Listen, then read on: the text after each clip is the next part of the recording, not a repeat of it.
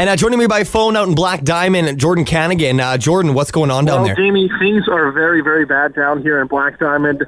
Emergency crews are everywhere, and Center Avenue, right near 3rd Street Northwest, is completely taken over by the river. There's a lot of water here, and it's still coming. It's still getting higher, and it's pretty bad down here. This is an Alberta emergency alert. Town of High River has issued a high water level alert. Highwood River has caused serious flooding in High River. If you are in the affected area, evacuate immediately. Good morning, the Eagle.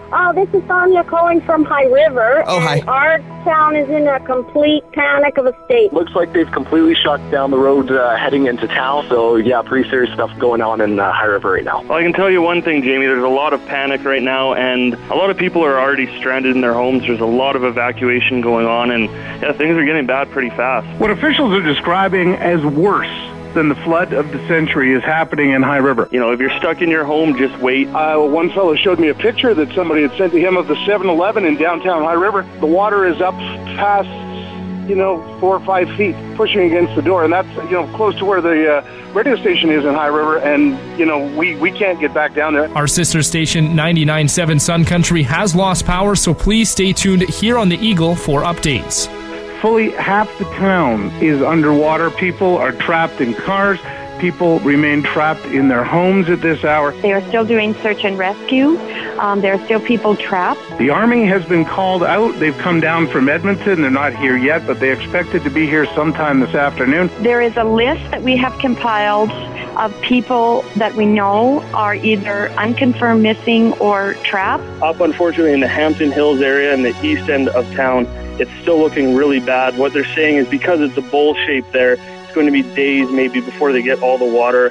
And they don't know when the floodwater is going to subside. In the meantime, people with boats are out searching. They're going to start looking door to door for people that did not leave their homes. Unfortunately, it looks like the river has started to circle back and come back through the east end of town. Didn't think the water was going to get to us until we saw where to come up.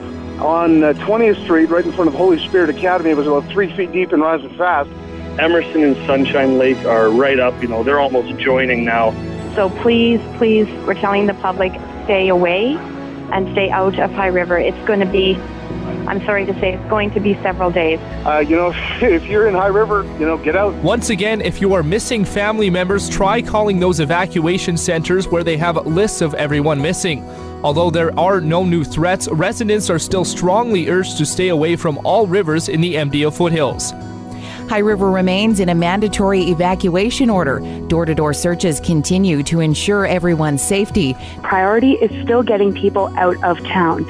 Emil Blockland was here to talk to the media, and he has re-emphasized the point that anybody who is remaining in High River is only hampering the effort. Foothills School Division's communication and technology services have been devastated. Christ the Redeemer Catholic Schools will be closing its schools for the remainder of the year in the community of High River. Foothills School Division will be closing all schools in its system for the remainder of the year. Please be advised that due to the nature of this natural disaster, we remain in a vulnerable position, and decisions related to the resumption of beef production and daily volume will be made on a day-to-day basis. It all started for me Thursday morning. I was at work opening up my salon as usual. Last Thursday morning, I went down to the bank in High River. And she's lost her house, and they're living in their trailer. Some friends arrived with sandbags. The water was almost up to our doors. It was coming in both sides of the parking lot. And by the time I got back to the railroad tracks, they wouldn't let me cross. Floodwater was just coming from all directions. I was out of my home, and I have nothing but the clothes I'm wearing.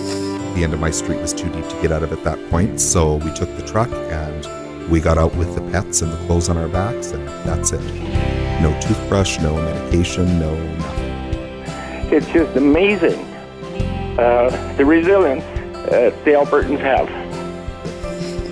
It's been a bit of an ordeal, but people have been wonderful. And we will get through this. I'm sorry, it just brings tears to my eyes that people are this generous. Love to you all today. Push through. Just push through. And I had a thought while I was out there, and I don't know if you can share this thought with people or not, but I think if a guy could put what all the volunteers are doing the feeling of that into a bottle, that world peace would be a thing of right now, and depression would never exist again. Just them getting together and wanting to help out the community. Keep chugging along. Our thoughts and prayers are with the people in High River and our friends to the south. How much did you guys end up collecting at the end of your little lemonade stand you had yesterday? $166.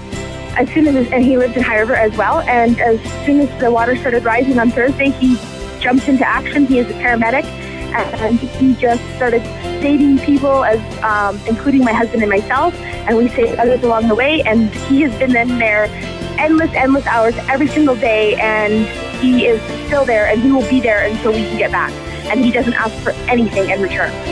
Even chest deep in raging water, of fear there is no hide nor hair. We'll rescue you, we'll get you out, even if it takes a combine to get us there. And we will live through it.